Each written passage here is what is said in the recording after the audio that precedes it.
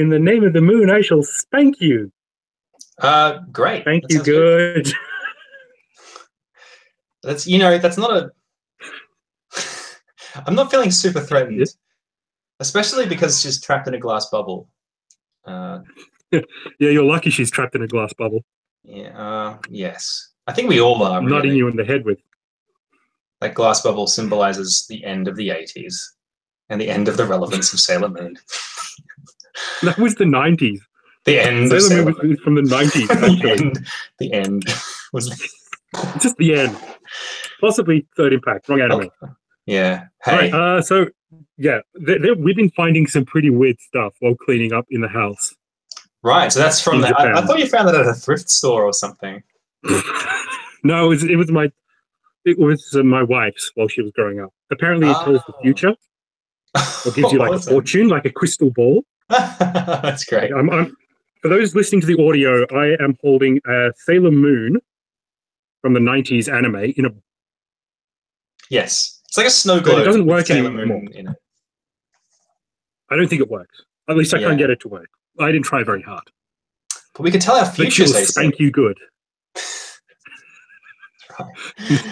Yeah. Your future is bleak and involves a lot of spanking. Yeah, yes. I already knew that though, so not very useful. What was that robot fortune teller in that movie Big? What was it called? The one it starts with like a Z or an X. Zand? Yeah. Xander. Yeah. The Great Xander. No, I don't think it was that. I can't remember. Anyway, it's been a long time since I've seen Big. That was a good movie. All right, a few things before we take off. Sure. I am in Japan. Yes. We are still recording episode 51 of Game Life Balance Australia. Yeah, I should do a proper intro in a minute, and then we'll use that for the audio. How's that sound? Yeah. That sounds good. Mm-hmm. Unfortunately, my mother-in-law has passed away. Yeah. The funeral has happened. I'm over here helping, taking care of things. So the audio's not going to be anywhere near as good as it usually is. But we have video. Hello. That's right. Yeah, we make up for it. Make up for a bad audio quality. Bad video. I'm using my phone because it was apparently better than the shitty laptop that I bought. Yeah. So yeah, audio's not going to be great, and there might be things happening in the background, like beeping noises. Third Impact. I don't know, earthquakes. Who knows? It's Japan. Shit happens. Godzilla could strike at any moment, and you have to be ready for it. He usually hibernates during winter, but he has been known to rear his ugly head. Yes. So, yes. All right. That'll do for the intro sound test. Sure. Terms and services. Yeah. Shall we just dive right in? Do you want to do your? You want to do your hello? I will. Before we get started, I'll open my bottle of Canbar's finest Kentucky bourbon. Yes, I'm classing it up, AC, with a long neck of really cheap bourbon and coke. So, yeah, that's as classy as it gets. Because why the hell not? All right, let's get started. I'll pull up my notes. All right, you know what you're going to call me? I know exactly what I'm going to call you. AC. What the hell? Hey, Siri. Ready? Siri. I said, "Hey, AC," and it turned on Siri. That is concerning. Surprise! I'm Siri. That's why Siri is so fucking useless. Now it all makes sense. Siri, how do I get here? I don't know. Use a fucking map, you asshole. Yeah, Siri. The only thing Siri is good for is setting alarms, because it takes like a few microseconds. That's all I use Google Assistant for as well. Yeah, totally. All right. Ready? Yeah. All right. So you're gonna have to rip the MP3 because I can't record this on Audacity. Yeah. No, I'll just rip the MP3. It is actually going to sound kind of shitty. And we'll just. Cool. Okay. All right. Ready? I'll count you in. I am ready. Just a nip of courage. Nip on of courage. Ready? Sorry. It's cold and it's dry here. Ready? Hello, all you lovely people in internet land, and welcome to episode 51 of Game Life Balance Australia. I am your host, Robert Bailey, and I'm joined, as always, by the man who inspired the character of Severus Snape, Andrew A.C. Yoshimura. Look, I love wearing dark, long robes and hanging about in students' dormitories, accusing them of shit they haven't done. That probably came out. That wasn't. Other than that, though, it's a complete fiction. I was gonna, like, maybe I thought you'd go like, stabbing Dumbledore or something like that, but no, you went for the. Is that what happened? I like to think that he just threw away his sword, just got out the old knife, and just went the old Uncle Stabbo. I can't remember. Yeah, that's what it's called now. That's what a knife is called on the streets. Yes, after the notorious knife criminal. Jonathan. We made a promise yesterday that we would be nicer to him. Oh, we're terrible, terrible people, and I blame you. He does a lot of knife crime. Robert Equitas Bailey. There is a lot of stabbing, though. It's a strange spate of stabbings has occurred in, I want to say, Minnesota somewhere. It is, I think it's Minnesota. Yeah. Yeah. It's cold. Wherever it is, it's cold. Fargoland. That's where. Fargoland. Yeah. Okay. Johnsville, Fargoland, whatever. God, this is already. I've got my phone on a weird angle as well, so hopefully that's right. I'm kind of having to lean in on a 45-degree angle. Yes. No, you look fine. The people at home will have no idea what you're talking about when listening to this. No, because this is going to be audio, but But I'm trusting you will cut all of this out. I will do none. No. Episode 51. We are recording this on the Google Hangouts, so we do apologize for the lousy audio quality. I am recording in a tin can, and Andrew A.C. Yoshimura is recording in Japan. So, which is surprisingly like a tin can. Yeah, it's got some similarity. No, it doesn't. It's not like a tin can. No. I can't really back that up. Okay. Basically, I am in Japan, as maybe mentioned by now. My mother-in-law has sadly passed away. After we recorded the last episode, it was only a few days before it happened. So basically, within 6 hours of her passing, I actually managed to get a flight over to Japan, which is nothing short of a miracle, really. And it was the funeral happened or started happening a couple of hours after I got there. Wow. So no rest for the wicked, really. And it was kind of like there was one ceremony on the Saturday night, and then it continued over, and more things happened on the Sunday. But I'll talk a bit more about that during the life segment. Yeah. I'll try not to make it sound too depressing or anything, Yeah, that's right. We try not to make this show depressing. It increasingly has been depressing, but we'll try to. I think we've done a pretty good job considering what's been happening in the past couple of years. Yeah, but look at us. We're making a podcast happen across the waves, across the ocean, and that's pretty cool. Yep. I like that. And it's. Go ahead. No, would have been better. What I wanted to hear that the end of that sentence. Oh, it would have been better if there was better circumstances, better reasons for why we're doing it. But yeah. It's unfortunate that it would have been good if I had actually got some good equipment with me as well. But so long as this is listenable, then I'm going to call it a success, frankly. Because the laptop I have over here is actually, the microphone on it is so shit house it won't pick anything up anymore. This thing's old; it's like 10 years old or something like that. And I thought, I could probably use it to stream, but no, having none of that. So it turns out it's actually easier and better to use my phone. There you go. Which is kind of crazy as well, really, isn't it, when you think about it? Yeah, I guess phones are pretty good at putting audio in and putting audio out at somewhere else. So kind of what they do or did originally. Yeah, so I guess it makes sense. But I am surprised that the laptop microphone wasn't like a little bit better. It was just very quiet and yeah. I managed to put up the gain on it. Like I did a couple of tests, managed to put up the gain, but it was everything in the background. So there was kind of no point. And like, you know, Japanese houses kind of made of paper.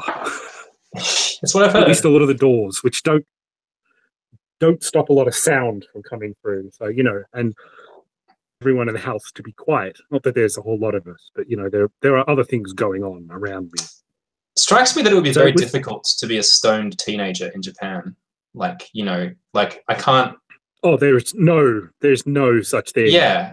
Like if a very small amount, you're going to jail for a long time. I just mean like trying to smoke a bong in my room with my parents next door, and it's all paper and such. Probably not conducive to a life of stonerhood. I don't think Rob would have like Japanese Rob-san would have gotten away with that one. That's my typical first thing I think when I consider accommodation is, could I get away with smoking a bong here? And I like how what's the before likelihood? We were like, you were vaguely hinting at this kind of thing, and now it's just full on. Nah. That's what my childhood was like. I did invent not doing drugs though, so let's not forget that.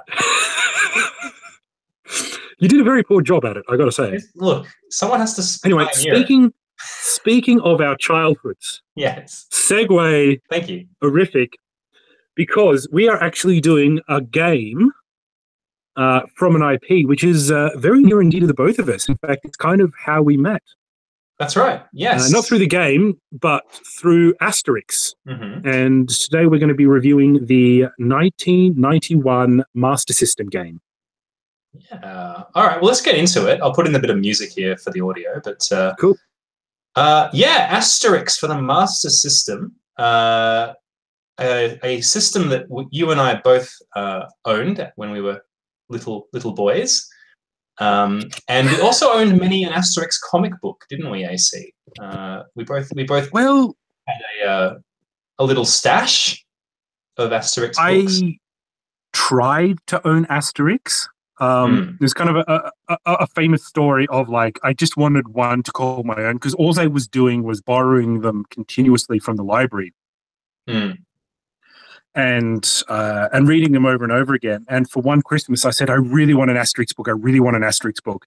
And they got me a picture book of Dogmatics, which wasn't even a comic. It just was just pictures with like, you know, paragraphs about the adventures of Dogmatics. And that was it. And people?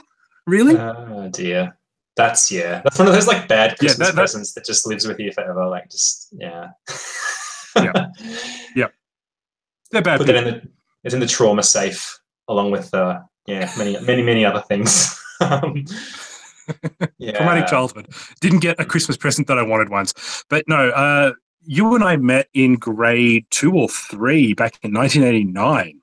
That's right.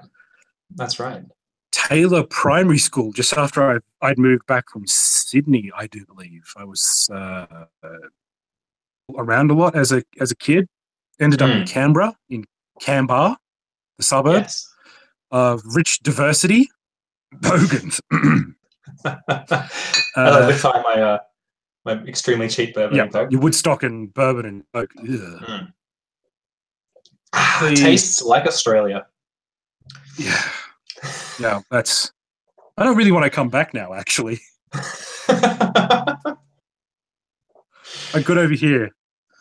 So, yeah, you and I were really big fans of Asterix. Now, I think you actually had some that your dad had given you, or that they were possibly from your dad's that's right. Younger I'm days? surprised you remember that. I can go into that if you want, just for a minute.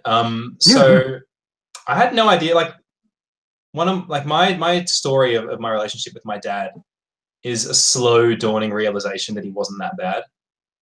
You know, and probably the first sort of the start of that realization, oh, my dad actually is kind of cool, was one day when he had to drive somewhere, and actually now this is sounding like a bad story. So he had to drive somewhere and he had to leave me in the car. And what he did was this happened a lot in the 80s, by the way. Yeah, see, back to now, that would be like, oh, like he should be shot. him and Harvey Weinstein should be shot, and I should have been raised by wolves or something. But your dad and Harvey Weinstein, just putting that out there. They're in a broad no, there's nothing. No similarity there. So anyway, so to placate me or keep me busy while I was, in the car for half an hour or so, he gave me this big stash of Asterix books, like a big stack, like 6 inches or so of Asterix books. He was like, "Read these, I'll be back later." And I was like, "What are these?" And I pulled one out, and I was like, "Wow, these are really funny and really, really fun." Lots of people getting punched, which I was really into as a 7-year-old. That was like what I was all about. I do like punching. Yeah, it's funny, right? People getting punched, it's great. And sometimes, like they'll be punched so hard that they'll fly out of their shoes, and their shoes will be on the ground, and then they'll flown off into the sky, which again was really, really funny to me as a 7-year-old, and still is funny today. So that was how I got into Mythbusters. Never tackled that one. No. They never punched someone so hard that their shoes stayed on the ground. Could you punch a Roman so hard that their sandals stay on the ground? It's got to be a Roman, though. That's right. Someone from Rome. Pretty much the only people that get punched in Asterix comics are Romans. I don't think this is the best time to explain Asterix to people, but it is basically a comic book set in the ancient world. 50 BC. 50 BC, yes.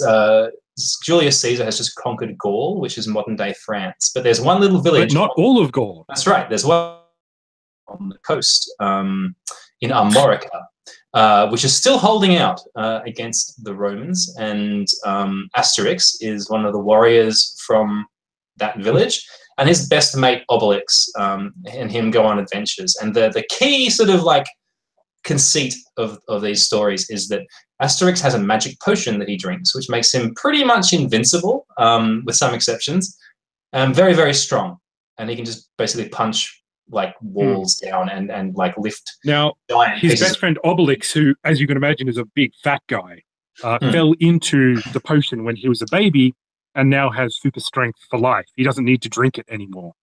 Yeah, that's right. So Obelix, yes, is he's kind of like the Hulk. Strong.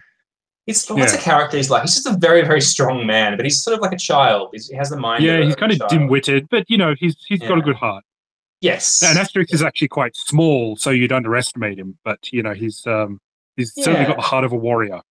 It's kind of a Laurel and Hardy pair, but less antagonistic. Like they don't hate each other's guts. But they get into some adventures and they travel around the ancient world, and some of the books are set in like different places like Egypt or Spain. Yes, or they travel Belgium. All around. Britain. There's some great stories. A lot of it is a parody of what's going on or what has happened or happening in Europe at the time. Although, like, I think even the Michelin Man, like the tire guy, even makes like a cameo at some point. Yeah. And it's a lot of it went over my head as a kid. And as I got older, I kind of realized, what a lot of these jokes were about. Like the names of the Gaul village, hilarious. Like the druid who mixes up the magic potion is called Get a Fix. Like a fix. Yeah. Like he's making drugs. He's a drug dealer, basically. He's basically exactly what he does. Yeah. And who's the chief? What's the chief called? Vital Statistics? Vital Statistics. And there was Fully Automatics was the these great joke names. Yeah. Like joke ancient world names. And I think Asterix Blacksmith, pretty much took that to the best job of that. I've seen lots of people try and do the whole like biggest dickus or whatever, but Asterix really was very, and this very was good. The English translation as well, so obviously we didn't mention that. It's Belgian. It's a Belgian comic. We should have said that up front. Yes, it's not English. It's originally written in French or Belgian, I suppose. Yeah, Belgiumese. All right, so the game itself was released in 1991 for the Sega Master System. Yes. There is actually blessed little online for the most part about this game. Like for the fans of Asterix, it was very, very popular.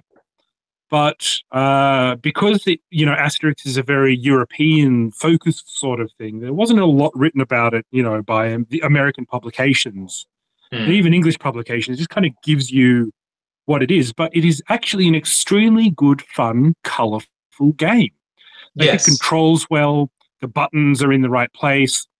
But the major conceit of this game is that you can play as Asterix or Obelix, and both, for the most part, will offer you a different level when you're playing with them. So Asterix will kind of take one path.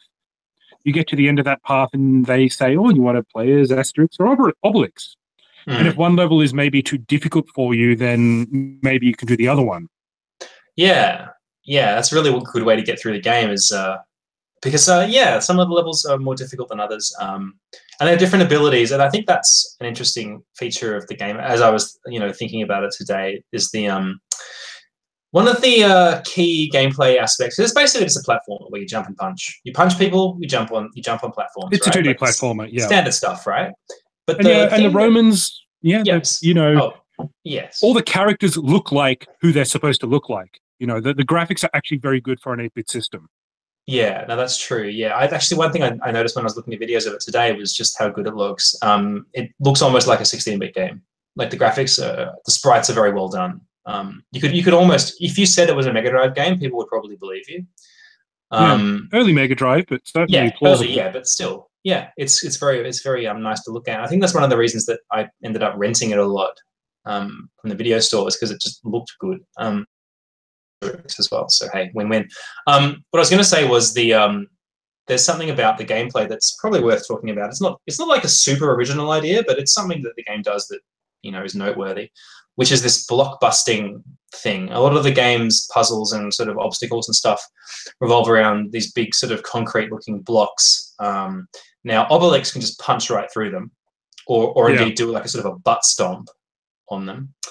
What I used to call as a kid, me and my brother used to call that bumming. He'd bum the blocks. We should bring that back. Yeah, I think bumming is more fun to say than butt stomping. They're both pretty fun, really. But anyway, so Obelix can just punch right through them. But Asterix, because he didn't fall into the cauldron of magic potion when he was a baby or something, he has to break the blocks in a different way. And there's these sort of items you can collect. They're like little red potions. Asterix throws them and they kind of go volatile. It's almost like they've got like nitroglycerin or something in them. I don't know. Getafix has been doing some serious work in small area explosive sort of thing. Yeah, and so you blow sort of holes through the blocks that way. So they don't pose much of an obstacle for Obelix, although there are some interesting sort of areas built around him having to punch through things. But for Asterix, it can be a real big feature of a level to have to grab those potions and throw them and sort of precisely time, blowing up the blocks quickly. Like, for example, if there's an auto-scrolling level, you might have to very quickly bust through a wall to get through or something like that. So that makes Asterix levels quite different to Obelix levels. Obelix levels always struck me as more sort of just like dumb fun. They're kind of a platformer-heavy puzzle platformer. To a certain extent. It's a limited extent, but you really do need to think ahead slightly more. Yeah, it's something. It's not... It's, the enemies that, you fight Gauls and you fight Romans, and there's not a whole lot of big variety. But basically the story is that you're making your way towards Rome. Coming through different bits of Europe. And as I said, the graphics are colorful. The character models look on spec. The world itself, I'm going to be honest, is a little plain.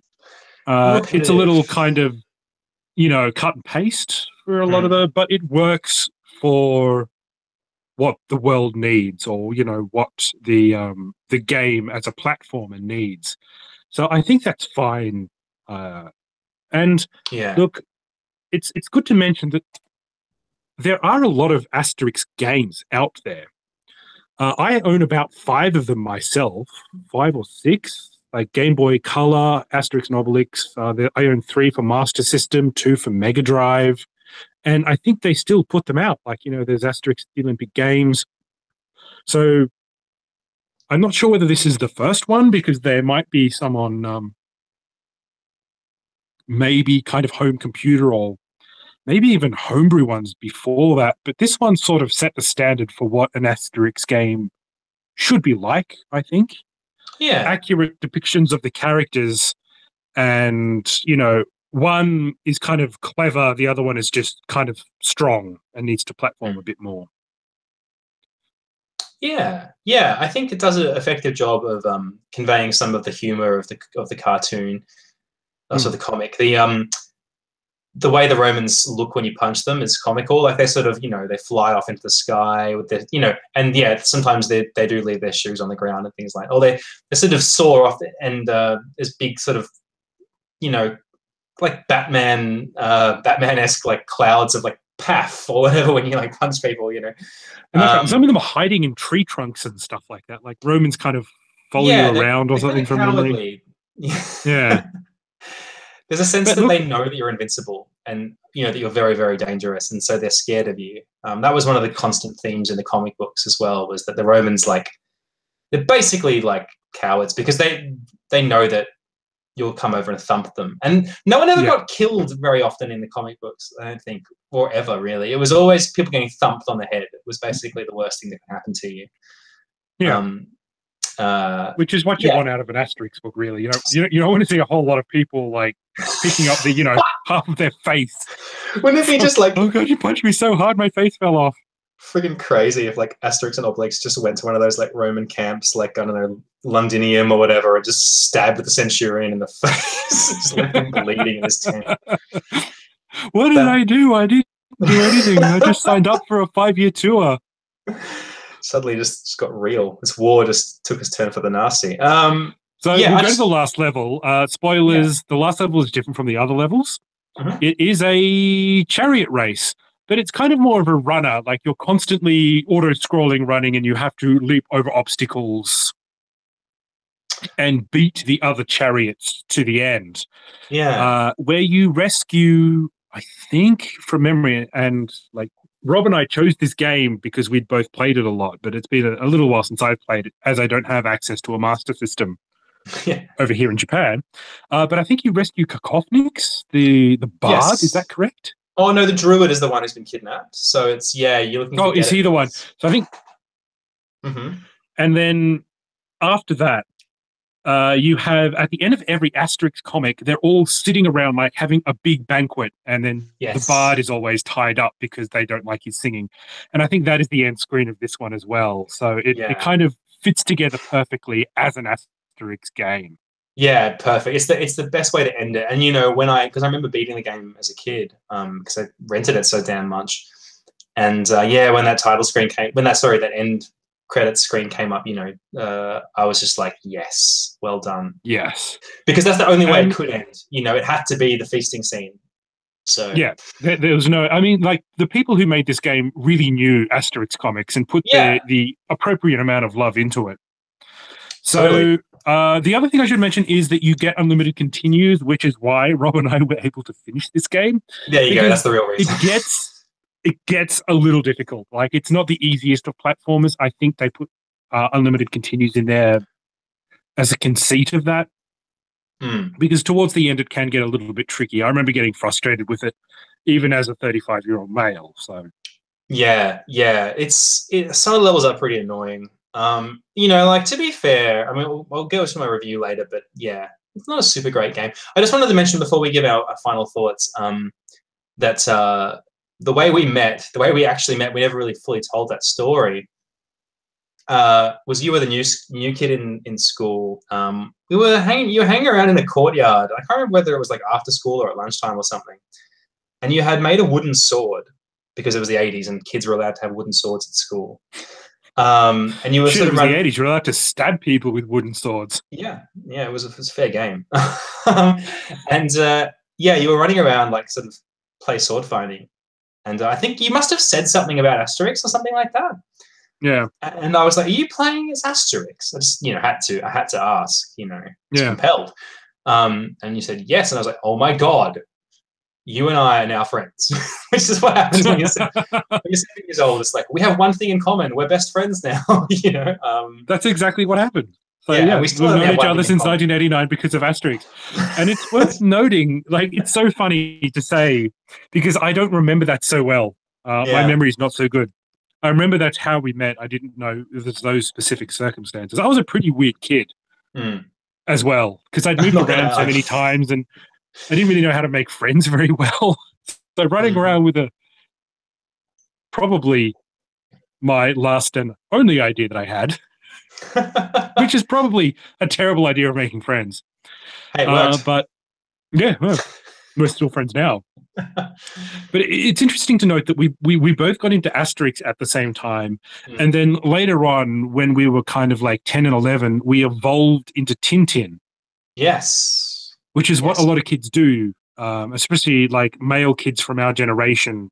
Kind of like they love Asterix because it's easy, and then they love Tintin because it's kind of more advanced and still a comic, but more adventurous. There was guns in Tintin, you know? Oh, yeah. Like, Tintin got fucking shot all the time. Yes. Yeah, there was like real peril. Like it was much more of like a adventure story. I think Asterix is always comedy to me. Like Yeah. It was always comedy, but you kind of evolved to that.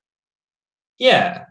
But sometimes that's what you need. And actually, I should just quickly show, just for the people that are watching the video, because I think we will post this on YouTube, despite you know, our better judgment. I have a bunch of Latin Asterix comic books.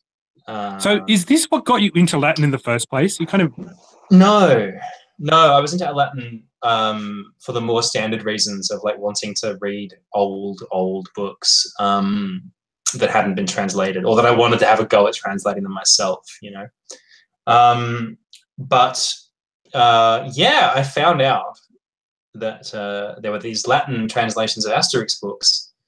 So I have one here, and it's all in Latin. Cool. Yeah, and I have a bunch of them. And this is, Can you read it all? Like, are you able to actually read every word, or is it a little? Look, the translations. It's actually a really interesting thing to translate. This is getting a bit off topic, but because the Latin that's used in a comic book is like conversations, right? So like all of the Latin, or most of it, apart from the the sort of explanatory bits that you see in like the top left of the frame, the sort of like, here we are in Rome or something. Apart from that, it's all conversation, and the way people speak using Latin is very different to the way people wrote, for example, poetry and literature, which is what I'm used to translating, because that's the stuff that survived from the Roman period. So I found it really challenging to translate this because it's much more sort of colloquial, and like it's how people actually talk. So it's much more casual, which sounds like it would be easier to translate, but because I'm so used to the more formal literary Latin, I found it quite difficult. But it's also been really good because then you get a sense of how Latin was actually spoke as well, or what people. Well, let's be clear, this is sort of like modern Latin, so it's how people today think people. Because a lot of original Latin has kind of been lost, hasn't it? About how people actually conversed. Yeah, like even pronunciation is controversial. Like, for example, the letter V, like as in Viking, there's a school of thought that letter was actually pronounced with a W sound by the Romans. Viking. So Julius Caesar's famous Veni, Vidi, Vici, I came, I saw, I conquered, would actually have been Weni, Weedy, Wiki, which doesn't sound quite as good. Like it belongs on a cereal box. Yeah, it's not as good. But anyway, there you go. So all right. So what would you recommend giving? What would you say about this game? Do you recommend that people give it a go? Oh man, it's pretty obscure. I mean, it's hard to sort of say drop everything and go and play this. It is a good game. I mean, I sort of feel like it's a 3.5 out of 5 kind of a game. Like it's not super great, but you could do worse. And I certainly enjoyed it. And I think the Master System library perhaps wasn't the strongest library back in the day. So I did end up renting this one a lot because it was one of the better games that was at the video store, according to my tastes anyway. So it's hard to recommend, but if you're the kind of guy that checks out old games, you might want to check it out. But it's hard to give a full go play this now type of review, really. Yeah. Where do you land on that? Look, I think if you own a Master System and you're a fan of Asterix, then it's kind of something that you probably should own or at least play. That being said, if you don't own a Master System, and God knows there's fewer and fewer of us every day, give this one a miss. Like, as an Asterix game, it's good, but even if you are a big fan of Asterix, it's not essential. It's just a bit of a fun time. So, as you know, as rose-colored as my nostalgia glasses are for this game, I do love it from a personal point of view. Yeah. I don't think you really need to play it unless, you know, you've got a Master System and you have the means. Yeah. So I guess that's Asterix for the Sega Master System 1991. I guess Game Life talk. Yeah, let's talk about our games in life, shall we? I'm going to keep going unless you desperately need a break. No. We should probably knock this one out of the park. Yeah, because it's getting late now. All right. Do you want to go first? I mean, just because I'm going to have a lot to talk about. Yeah, no, I'll go first. I don't have much, so I'll go quickly, and then you can wrap it up, and then we'll do the quiz. And it's a quick quiz too, so it shouldn't take too long. Awesome. All right. Cool. 3, 2, 1. So, Rob, I've got lots to say today, but I'm going to let you go first because I'm just that kind of guy. Sure. Because I know you've done nothing with your life. It's January. You're a loser. You know, you've got your Woodstock bourbon and Coke on a Saturday night, recording a podcast. Yeah. Drowning my sorrows. Like the sad, separated husband that I am. You know what? Rob and I were meant to go out last night together. Like, we had this plan to actually go out and hit the town. Yeah. A bit. And I was really looking forward to that. Cancelled because obviously I was in another country, which is a legitimate excuse. It's hard to complain when someone last night kind of thinking, being there for the old bastard. Yeah, it would have been fun, but I'm sure there'll be other opportunities. I have been doing things. Thank you very much, Mr. Accuser of Loserness. That's totally the name of this episode, by the way. Accuser of the loser. Accuser of Loser. Sure. All right, we'll go with it's that. Alliterative, so it's good. Sometimes I have trouble finding names for these episodes, so that's good. I'll do that. I'll just tell one story because it was so noteworthy. So last weekend, I was a free agent.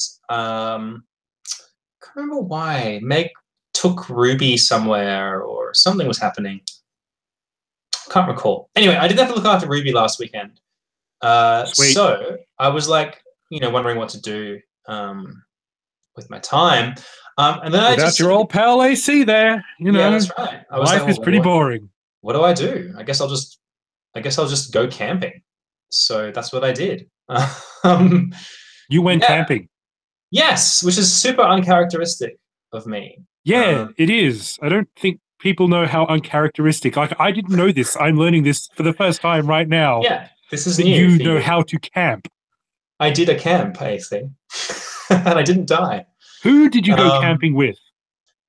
With my good self and 4 very curious kangaroos and a dude who I believe his name was Colin. Okay, Rob, I have a question. Were you camping in your backyard with a hobo? It's okay. We've all been there. Sometimes you just got to camp with a hobo. That's just life. Hobos need love too. Sometimes that hobo camping card just gets pulled, and you gotta follow it. You gotta go with it. Colin the Hobo. He's my new favorite Game Life Balance Australia character. So yeah, Colin the Hobo. So what happened was, I'll just quickly try and cover this. I think it was like Thursday night or something like last week. So this was a while ago. It was a really warm night. And I went outside. I noticed that the skies were really clear, and I was just standing out there about half an hour, just looking at the stars, as I'm wont to do. And I was struck by, like, gosh, it's such a nice night. It's so warm out here. I don't need a jacket. I could just stay out here for ages. And I thought, well, why don't I do that at some point? And that thought like stuck in my head, like I should go spend a night just looking at the stars, like just stay up all night and just look at the stars all night, because that would be a good thing to do. And then the next day, like that seed kind of germinated, and I was like, you know what, screw it, I'm going to go camping. So I did some research on good camping sites for astronomy, for stargazing, etc. And there is a little astronomy club or association in the ACT. They have a website that recommended a few places to me. But when I read the reviews of the campsites they were talking about, they were quite popular, and I didn't really want to be around a lot of people, because I thought it would kind of spoil the solitude and sort of beauty of just looking up at the stars, to be surrounded by people who are probably, having a barbecue and drinking and laughing and, carrying on. So I found the most remote campsite in the ACT, which is right on the border, pretty much the southern border of the ACT, which, if you know the shape of the ACT, which is really only people who live in the ACT know this, is very deep. It goes south very far. So I was out past Tharwa on a mountain called Mount Clear, and I was camping out there. I bought a tent and a sleeping bag and a little picnic blanket and stuff, and I brought a tent. Robert Bailey, have a tent. I now have a tent. I didn't have one before I did this, but now I'm the proud of it. Failed Cub Scouts. I didn't fail. I was bullied and I left because I didn't like being bullied. They stole my hat. AC. They stole my hat. And they wouldn't. It was a stupid hat. Well, we were in Cub Scouts together too. Same damn hat. Anyway, yes. So that was actually really awesome. Actually, like, weirdly very spiritual, just to sit out there and look at the stars all night. Slightly spoiled by a very inquisitive / protective male kangaroo, who decided to. Robbie made a friend. Yeah, friend / like enemy. This guy decided that he would hang around my tent, and chew grass and kind of just like eye me off. I think he was worried that I was gonna I think he was either thinking I was gonna feed him, or he thought that I was a threat in some way to his females, because he seemed to be particularly concerned whenever I went to the toilet, because I'd have to walk past this little group of female kangaroos to go to the little toilet block at the campsite.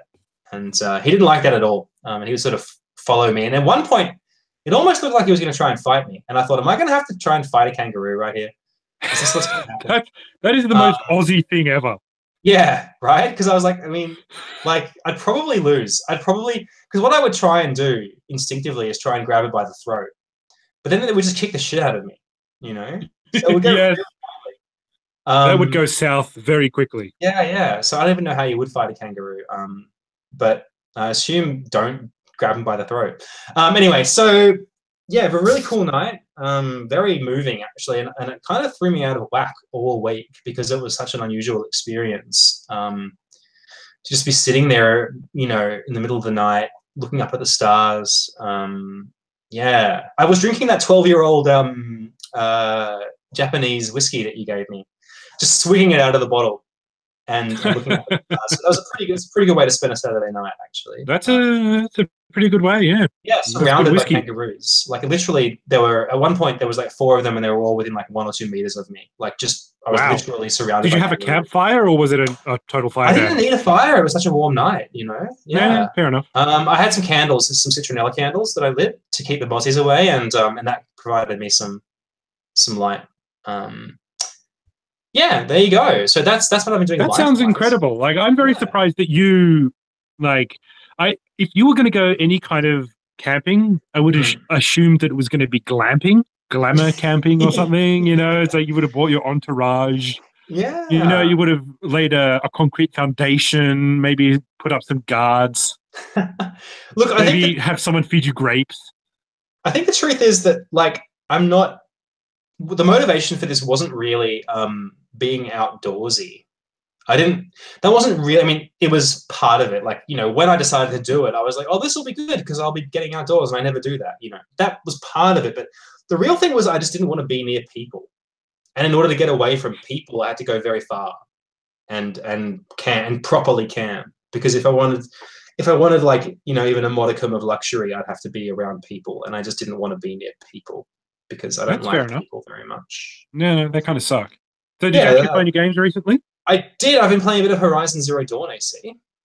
Oh, yes. I heard that Yeah. a generous benefactor gave you that for your That's birthday. right. Yes, a handsome, generous benefactor.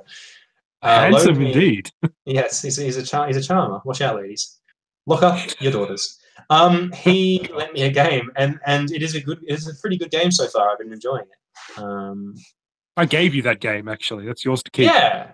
Oh, thank you. Yes. Sorry, I keep forgetting that it is actually for keepsies, as they say. It's for keepsies, not for Lindy's. You can That's keep. right. Yeah, I haven't played enough of it to really give a full review. But so far, so good. It seems to be pretty much like an action RPG. RPG? The RPG Yeah. elements are pretty light. Shadow of Mordor. It's interesting playing it after having played Uncharted 4, actually, because it has a lot of climbing, and the climbing is pretty much Uncharted climbing, which is good. I like the Uncharted climbing. I mean, it's similar studio, maybe. They're both Sony exclusive, so I'd imagine there'd be some kind of crossover there. It is like, if you're not familiar with this game, it's set in some sort of like post-apocalyptic future where robot dinosaurs are a thing, and no one knows why, but I'm sure the game will reveal why as you play the game. It's one of those things that I love the look of the story and the look of the world, but the gameplay wasn't Zelda. I'm just going to be honest and say it wasn't Zelda. So it crossed your path at the wrong time. I think it really did, yeah. Yeah. Because it is like when I'm playing it, I'm like, oh man, I can see how people would compare this to Zelda. Because it is the sort of open world. You gather resources, you do crafting. And it came out about 2 weeks before Breath of the Wild, so everyone was really into that game for 2 weeks, and then Breath of the Wild came out, and it didn't really stand a chance, which is a bit sad because it sounds like a good game. But yeah, it's very good actually. One thing I'll mention, because I'll go into more detail probably next episode, but the opening sequence of the game, I don't think it's too much of a spoiler because it happens like straight away. You are female protagonist called Aloy, and the start of the game sort of shows her childhood and stuff. She's an outcast from her tribe, and she's raised by another man. It's not really her father; he's like her adopted father, I think, from what I can gather. But that sort of like father-daughter relationship was a really important establishing this like idea of like the old masculine figure that teaches the female about life and stuff like that. It was really powerful, and it gave me the feels, AC, because I was thinking about my daughter and everything. And yeah, at some points I was like, this is actually getting to me in a way that that I think it probably wouldn't get to anyone who wasn't very specifically a father of a daughter. It probably wouldn't have the same impact to anyone else, but because you and I are fathers of daughters, why in particular, I just, perhaps because he's alone and he's sort of like having to teach her stuff himself, that really resonated with me. So yeah, that was quite effective storytelling, despite the fact that some of the cutscenes are a bit stiff and the characters' faces are not so great at animating. When you compare it, because I just played Uncharted 4, so it's like it's quite noticeable. Are they in game though, or are they pre-rendered? No, in game. Okay. Yeah. I'm not sure whether they're pre-rendered. Actually, they might be pre-rendered, but nevertheless, it's not quite as it's in-game engine stuff. But yeah, it didn't quite do it for me. But the plot is good, and I'm interested. I'm curious about the robot dinosaurs, of course. So I'd really like to hear your thoughts as you continue going forward in this world. Actually, maybe we can give it a review at some point. Yeah.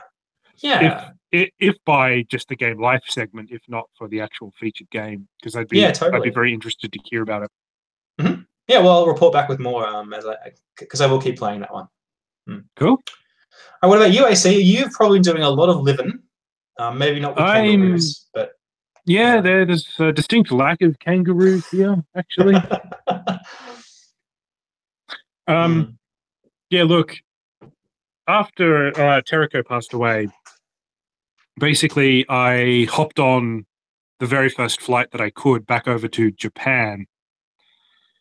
And things happened so quickly, and I was very lucky to get time off of work. I managed to get 2 weeks of carer's leave after signing numerous, things and stat decks and stuff like that to say what had been going on. So I did make it an hour and a half before the main ceremony started. Man, cutting it close. Timing, AC. Yeah, something that I excel at, and also gives me great anxiety if I don't make it. Oh man! But I did. So, Japanese funerals are a very intense kind of affair.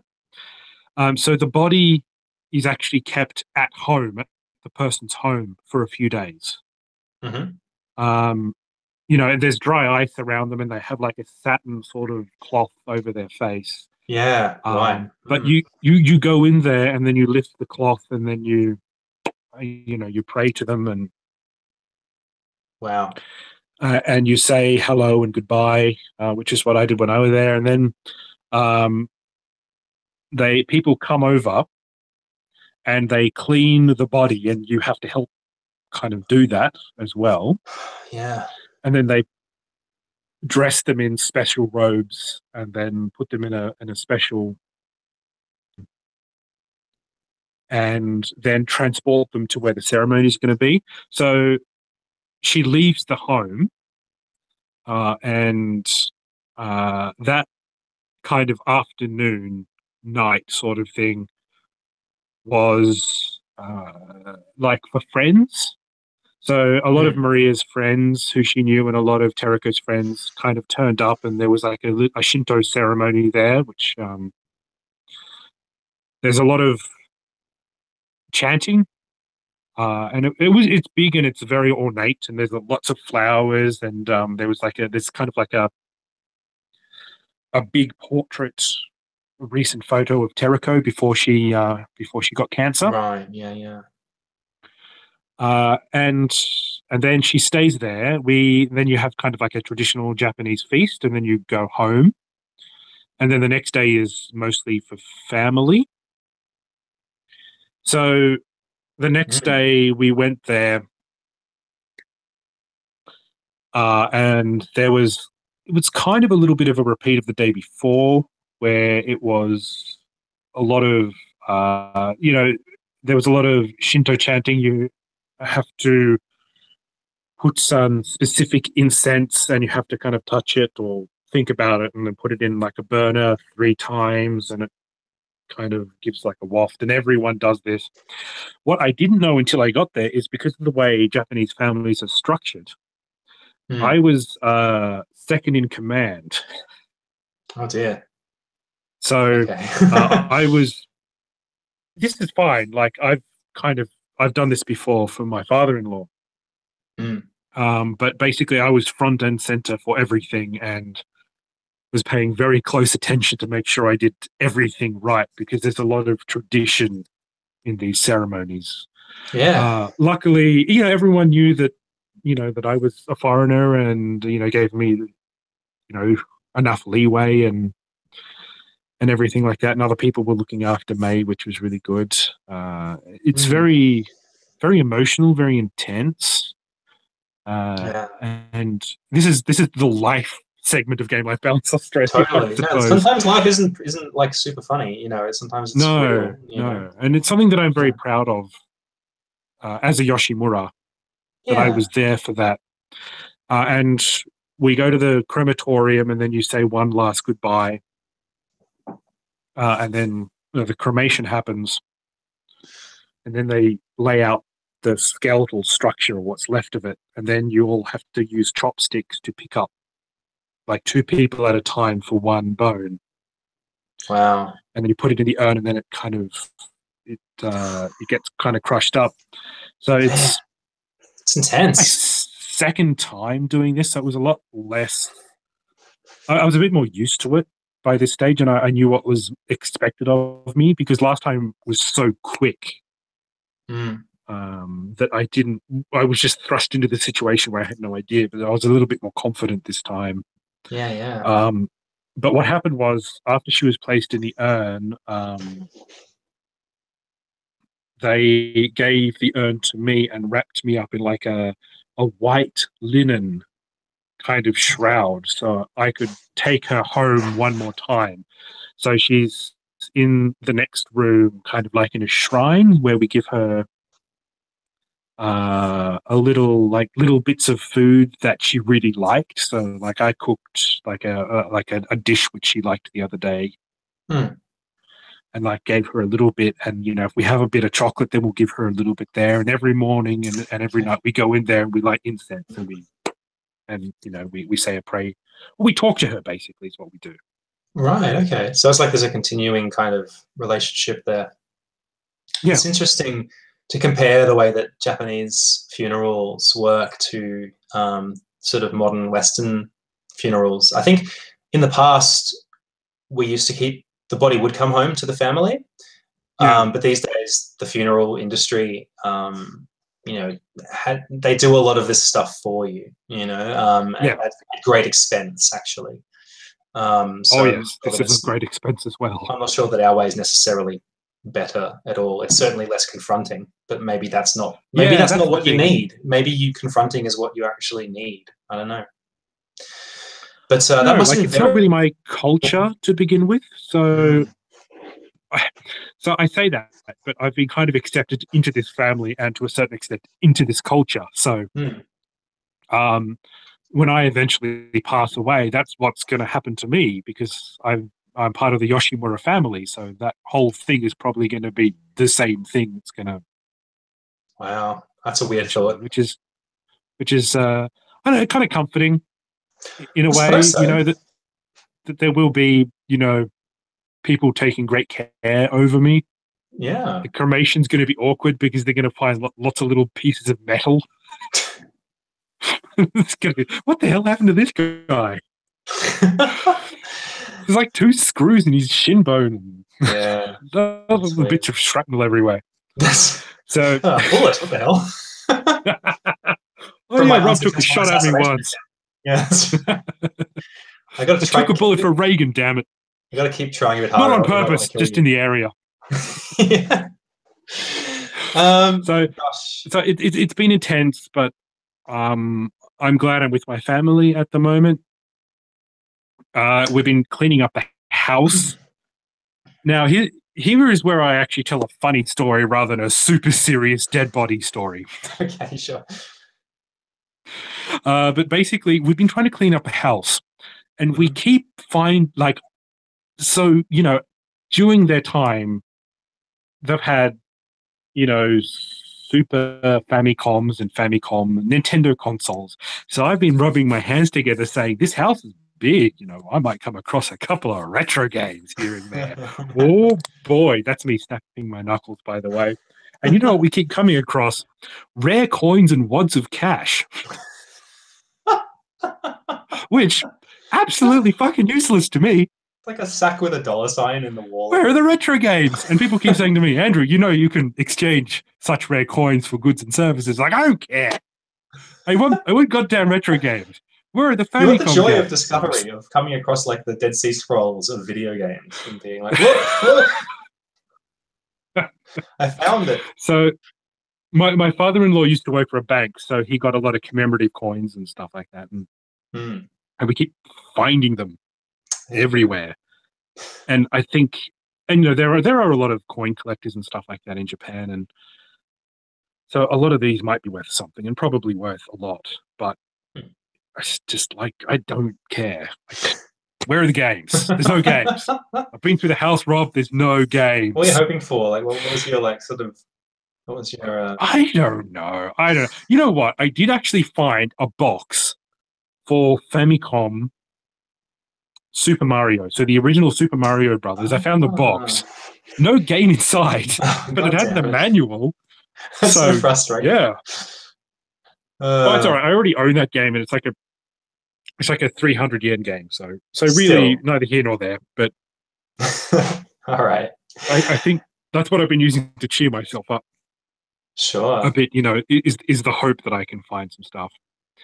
So I Treasure haven't hunting. actually been playing many games.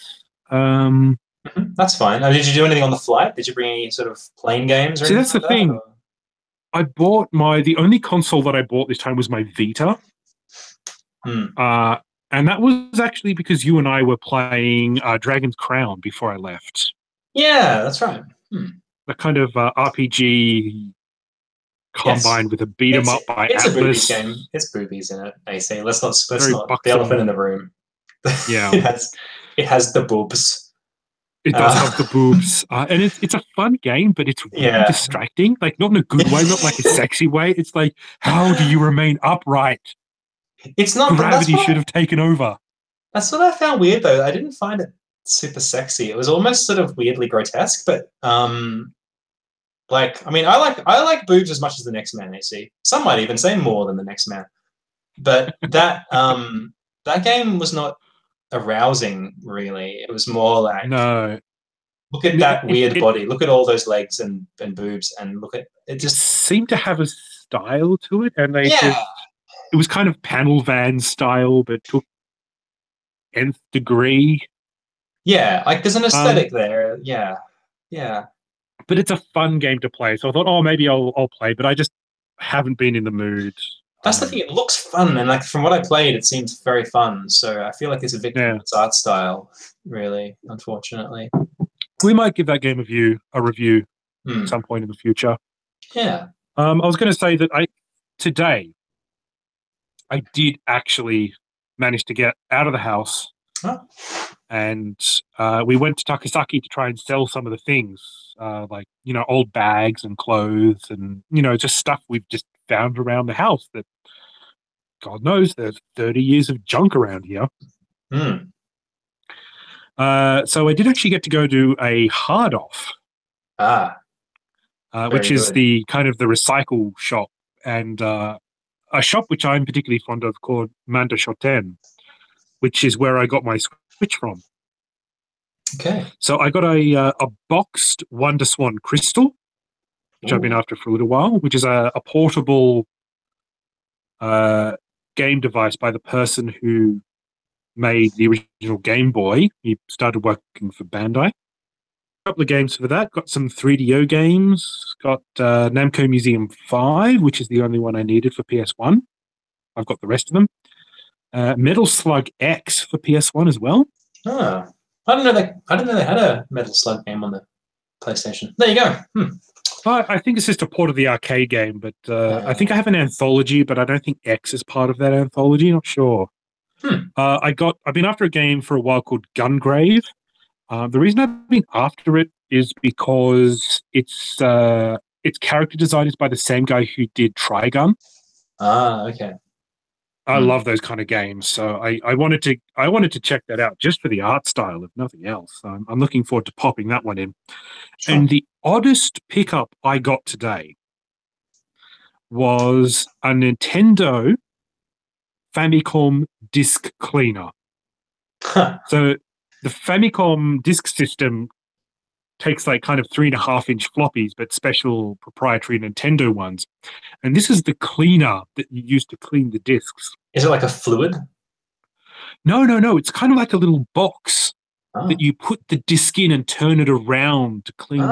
And it was just such a weird thing because it came in its original box and it actually has a HVC model number, which is like Famicom model number. And I'd never seen one before. Like, these things are really, really rare. And I do kind of collect Famicom disk system parallels. So I just went, this is the weirdest thing ever. Why am I buying this? I can't believe I'm buying this. Hey, I bought this. Before you knew I'm that kind of guy. You're the proud owner. So it's been cold here. It's snowing, or it did snow, so the roads are very dangerous. It's been sunny for the last few days, which is good. I should warn you, it's been very, very hot here, and one of your plants looks a little sad. A little bit sad. I'm trying to nurse it back to health. Wait, is it dead? Yeah. Did you kill my plants, Rob? I shot it. At my house while I'm away. I strangled it with my fists. No, it's just like some of the leaves were curling and brown, and I was like, ooh. Yeah. I mean, it Hasn't been is like, what, 38 degrees there or something? Yeah, it's been a It's few like days since I 100 went degrees around. Fahrenheit. Yeah, so I'm not surprised. But yeah, I'm going to visit more regularly for the next few days and just try and you know, maybe give it a little bit of fertilizer or something because I have That's some good. of that. Okay, sure. As long Yeah, as it doesn't stink up the house, I guess. I'm just going to do a poo in your pot plant. That's what I mean by. Oh, God. He'd do it too, folks. I'm Yeah, known so for it. I'm probably going to be going from -10 at night to 40-degree weather back in Australia.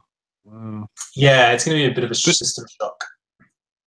well, I've been living as a Japanese person for the most part, like eating a lot of Japanese food, not everything, doing everything on the floor, which I hate because my poor back and my poor knees. Yeah, yeah. Um, and like we use kerosene heaters here to heat the rooms because it's so fast, and we have like barrels of kerosene which I have to go and replenish the heaters with. Yeah, because that sounds nerve-wracking. I don't know. Yeah. It's not. I mean, like the kerosene heaters they have here are really modern. Like they're the Okay. most modernized thing. It's like to us, it's lost technology. To them, it's like Hmm. the most efficient way to heat a room, made of paper. Sure. I just think of Which, when you when I think think of about it, kerosene, I think of the time my dad threw a bucket of kerosene on a bonfire at a fireworks night, and yes, the ensuing fireball was definitely one that I remember well. But it always made me well, think. kerosene is usually fairly slow burning, but Mm, also don't throw it onto a fire. yeah. Pro tip. Okay. No, so other than that, we've been busy every day. I'm going on a bit here, but it's That's okay. just the one good thing we did manage to do for ourselves was go to an onsen, like a hot springs, which was close by, and just for a few hours. May loved the hot water, which was really nice. Mm. And they had a spinny chair, like just like an office chair sort of thing that spin around, and that was her Okay. favorite part. Just sitting on that and me spinning her around. She just loved that. And now Maria took a photo, like a video of that, and now she loves watching the video of her. And this is someone who's sight impaired. Just so loves this blurry image of her spinning around on a chair, going. just going to be a narcissist despite not having this. I'm going to She find a is way. my daughter. I had a hamburger for the first time today. We took her out for a hamburger. Oh, nice. God, she scoffed that thing. Wow. I don't think her we've mouth actually is given, tiny. I don't think we've given Ruby a hamburger yet. We've given her like chicken nuggets and stuff like that because we're great parents. But we never. Hamburger, yeah, totally right. That's just a good food right there. that's the Ronald's best. Anyway, so if it was good enough for me, it's good enough for her. That's all I'm saying. Yeah, that's fair enough. They're going to learn anyway, and they're going to learn quick. Yeah, I was going to make her. So anyway, that's my life. Lock her in a car for an hour, and it'll be good. On a really hot day. That's right. That's the Canberra way. So I'll be back fairly soon. A week, I'm coming back. Maria may have to stay a little bit longer till the 49th day after Terraco's passing, which she wasn't happy about, but I guess that gives us more time to play Master System games. Sure. Yeah. Yes, let's do that. We should definitely do that. Maybe even we should record it doing it. Yeah, I could probably do that actually using the Retro Freak and the capture card. Probably do it on Twitch. If it's a hassle, but I just wanted to have a fun time, nostalgically playing old games I remember from when I was a kid. Because won't be any trouble at all. Anyway, we should probably wrap this thing up. I hear you have a quiz for me. I do. So why don't we transition musical cue to the quiz? Dun, dun, dun, dun, dun, dun. All right, Andrew AC Yoshimura of the Yoshimura clan. I have a quiz that I've prepared for you. Yep. 10 questions. The name of this quiz, I'm very proud of this name, AC. It's the Which Year Did the Thing Happen quiz. I hate you.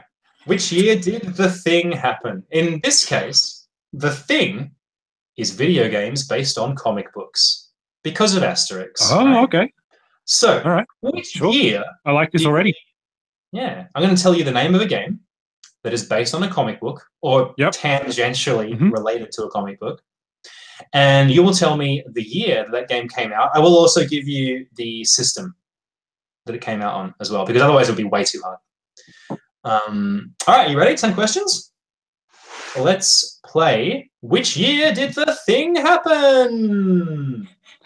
All right, question We number need to get a one. copywriter. Question number one. Shakan for the Mega Drive. Shakan. The most 90s. 1992. Yes, correct. Shakan. He's a I am badass Shakan. skeleton man with swords.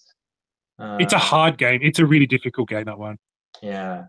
But he's a badass skeleton man. So, Yeah, he's that's, pretty skeleton-ish. that's all I Skeleton-esque. need. Well, all I knew was I Skeleton liked the onion. cover art. I thought the box art of that game looked super badass when I was a kid. I never played it, so anyway. Question number 2. Dick Tracy for the NES. There's been a lot of Dick Tracy games, but let's talk about NES version. 1990. Correct. 2 for 2. Well done. Yeah, the Dick Tracy for the NES is notoriously crappy game. I think the AVGN covered it at some point. Yeah, it's not a great game. It's not the worst game. I don't think it's as bad as they made out. It's just not. It's just annoyingly hard, I think. Yeah. The Master System version, way different. You walk down the street and punch people and shoot them, and it's just like a game where you just walk around the street massacring people. It's great. It's a it much seems better game. more suited to the Master System just for the color palette alone. Yeah. Like if we're talking about the Warren Beatty film. Yeah, because there's a very colorful film, and the Yeah. NES is not a very colorful console. No. Master System, though, make you go blind. Yeah, that's right. Yeah, it's very high contrast. Question number 3. The Flash for Game Boy. The Flash. Flash for Game Boy. Oh, 1993. Oh, close. But I suppose they were all going to be pretty close. 91. So pretty early. 91, okay. Early. Mm. Yeah. The Flash. Never All played now, that game. I'm going to wrap it up for you because I think I've been going a bit easy on you, AC, because out of all the people in the world, you're probably the best equipped to handle this quiz. So here's a difficult one for you. Garfield, Winter's Tale for the Amiga, Atari ST, Commodore 64, and ZX Spectrum. In other words, early PCs. I'm going to guess 1987. 89. 89. Sorry about that. Fair enough. Wouldn't surprise you Never to learn played it. there are a buttload of Garfield games out there. There is a Famicom exclusive one called A Week of Garfield, I think. It never even appeared on any other console, and it's shit house. Look, anything based on... I refuse to believe anything based on the hilarious and definitely not bad comic Garfield is going to be yours. I'd say Catch and Shoot Jim Davis, but even he admits that his comics pretty shit house. He's like, well, I just cash the check these days, don't I? Someone must be reading them. Someone's liking them. Anyway, question number 5, AC. Ghost Rider for the PlayStation 2, PlayStation Portable, and Game Boy Advance. Ghost Rider. They all came out in the same year? Sorry? They all came out in the same year. Yeah, apparently.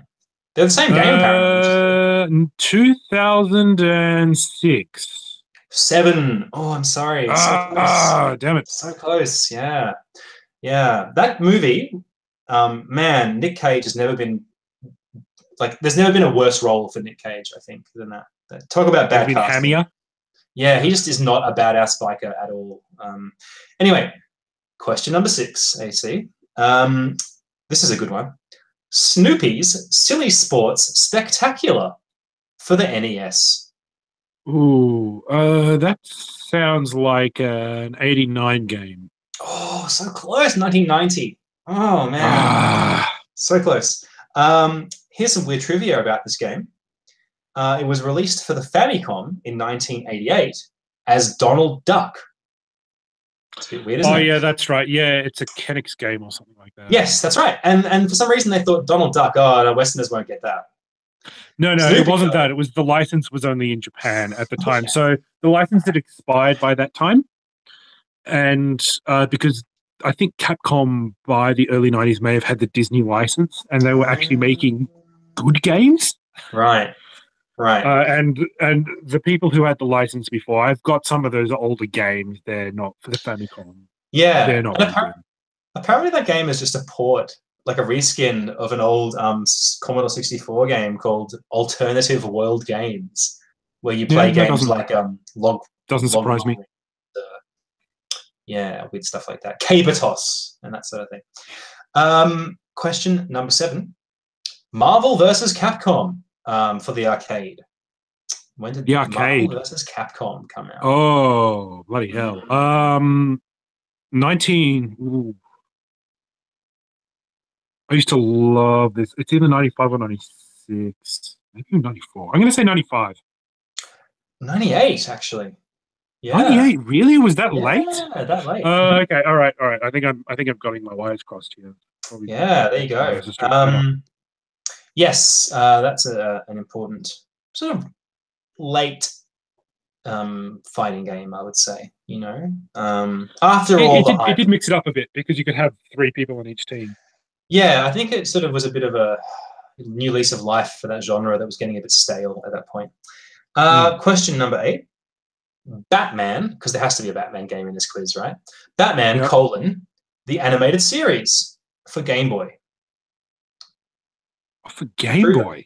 I threw this one in for you because I know you like the animated series a lot. So this is a special one for you. Not that I think you'll get it necessarily, but just because I thought you might like me even mentioning that thing. 1993. Correct. Points to you, AC. Yes, apparently it only came out for the Game Boy. So, I don't know. I've never seen it. I don't know what it is, but that's a game. There are a couple of Batman animated series, Batman and Robin and a couple other ones. Okay. I think there was a Mega CD game. I can't remember, but apparently there was one that was quite good, but the gameplay wasn't good, but it was basically like its own episode of the series, just like with shitty driving bits in between or something. It's hard to remember like just how popular that show was. It was very influential. It was a good show. Like it really pushed forward Western animation a lot. Yeah, totally. And I think it also brought back the idea of Batman as a serious character for a new generation, because I think you and I grew up with like the goofy 60s Batman, like Adam West. We did. And the 89 Batman was also that's too inspired the cartoon. Sorry, no, I should have. Of course, I'm an idiot. That movie was clearly what did it, but that only lasted like until Batman and Robin. Batman Forever, until it became shithouse again. So really, and also those movies were considered a bit too mature for kids. The first two, anyway. Question number 9. Getting through it. Now, this is a fun one. The unfortunately titled Quest Probe trilogy. That's Quest Probe, Probe. Featuring the Hulk, Spider-Man, the Human Torch, and the Thing for Atari 8-bit, Apple II, ZX Spectrum, and the C64, of course. 1983. Oh, so close. 84. Damn. I think if I do this quiz again, I'm going to give you a buffer zone. I'm going to give you like a 1-year buffer. No, it's fair. It's like I really like. There are so many retro games out there. Yeah. And as much as I call myself a retro gamer and a game historian, I don't know everything, and it's good that I put in my place sometimes. You would be a freak if you got 10 out of 10 on this. I don't expect you to get. Yeah, this is more a bit of fun, Question number 10. Now I had to think. We had to bring it back home because this is Game Life Balance Australia, right? Okay. So I did find, this is not really a comic, or maybe it is, but I did find a game based on Blinky Bill. I was hoping it was Ginger Megs. Yeah, that would have been better, but I don't think anyone in their right minds has made a Ginger Megs game. No, I've never seen a Ginger Megs game. Oh man, I'm going to Google it after this. Blinky Bill's Ghost Cave. A great title for a game. Which is basically, I think it was based on an episode of a TV show. Which one? An edutainment game for PC. When did that game come out? That was the 90s TV cartoon, the one we sort of grew up with. Okay, no. So I grew up with the 80s one, which was a live action. No. This is a cartoon. Yeah. Okay. If you've never seen the live action Blinky Bill, it's worth looking up on YouTube because they're like puppets. But they do shit like hijack cars. For our international listeners, Blinky Bill is a little koala who wears overalls. He's an anthropomorphic koala. And he's a bit of a dick as well, let's admit it. Yeah, he's like a jerk-ass kid, basically. Yeah. You know? So Blinky Bill, I'm going to guess 1997. Oh, again, 1 year off, 98. Oh, it's so frustrating. I'm sorry. I should. No, that's all right. Okay. I am 3. You are 7. Wow, there you go. All right. Well, you got 3. That's pretty good. It's pretty good in a very difficult quiz. Just one thing, I did find a review of Blinky Bill's Ghost Cave. Yeah, how'd that go? I found it's from the Stone Age of the internet from 1998. Someone wrote a review of Blinky Bill's Ghost Cave. They gave it 3 out of 5 stars. Yeah, middling. That's okay. Yeah. Maybe they didn't like the fact that I kind of want to play that now. Maybe we should, if we can get a copy of that, we should totally review that. The reviewer didn't like. Let the world know what Blinky Bill is. Yeah, we should do that because, yeah, God knows it must be sitting somewhere in someone's, garage or gum tree or something. That would be appropriate. Oh, I'll see if I can find. I'll see if I can dig up something. Can't promise anything. But this brings us to the end of what is probably a very long show. Yeah, we tried to keep it short, but it didn't work. Didn't happen. But just to close out the show, we would like to announce something. Yes. Should I announce it? And no, you can announce it. Yeah, sure. You go for it. You go for it. All right. Yeah. So a couple of weeks ago, I applied for our show to join the Gotta Geek network of podcasts. Fine podcasting network. Fine shows. Conglomerate, I would say. Yes. Each podcast more beautiful than the last. And we have just received word that for some reason they let us through to the keeper. So we're actually going to be part of the Gotta Geek network. We've been putting this off for a while. It's fair to say, like, it's something that we wanted to do because the American office of Game Life Balance were founding members of this podcast network, and they've been expanding and growing. And at one stage, we thought they're probably going to, at one stage, look at us and go, "Fucking no." But finally, as I said, we've been needing to do this a while. Rob has kindly put together a package which they've accepted, which means that we're going to be doing some promos. There's going to be a little bit of a change, slight change to the format. Yes, and just to put this out here, we didn't just join the Gotta Geek network because the Americans were part of it. Like, we have actually listened to the podcast and we actually feel that it's quality. Yes. And we were actually thinking we were going to be rejected. Yeah, I assumed that would be the case. Rob and I were kind of looking forward to, like, bad-mouthing them because we were going to be rejected. But it turns out we've been accepted with open arms until they actually listen to us, which probably means that we need to curtail the swears a little bit. I think we should tone it down. I think we should tone it down. Yeah. I don't think yeah. Sometimes mistakes happen, AC.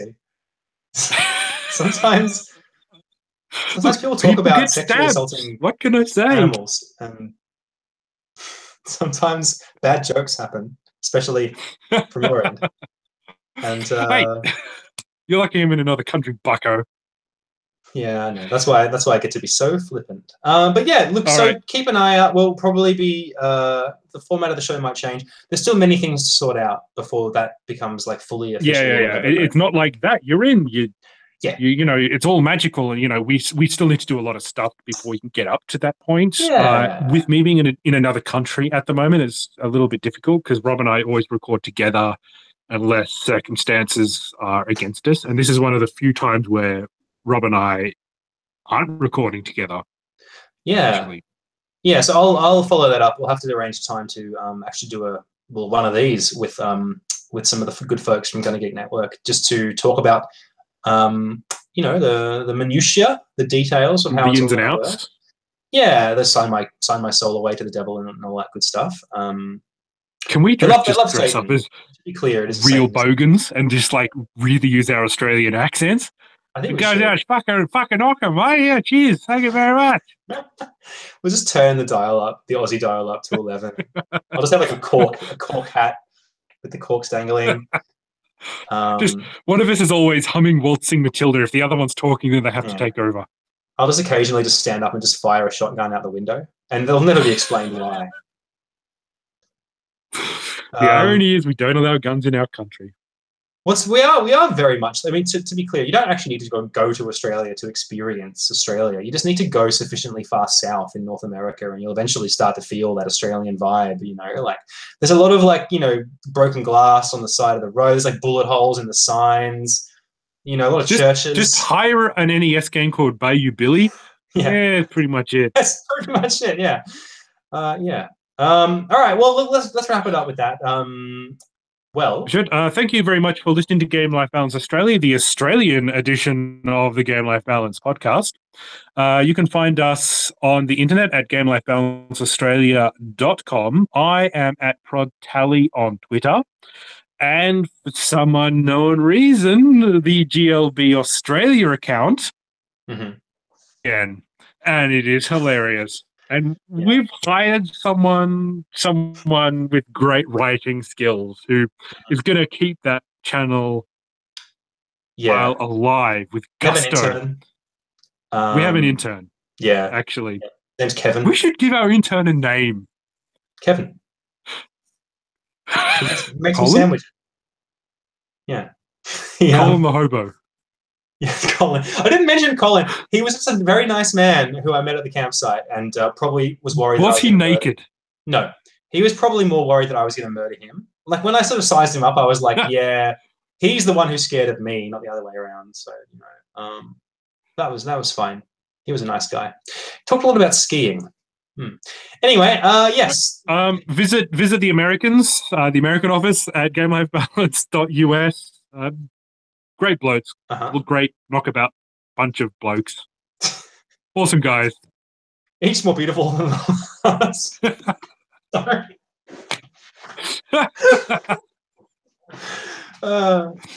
I really need to end this thing. All right. Thank you very, very much for listening. If you made it all the way to the end of this, I will sign off officially now, but if you are watching the video of this, I will show you around the room that I'm in a little bit. Sure. Let's get some Japan tourism happening. Yep. Basically, I wasn't lying about paper doors.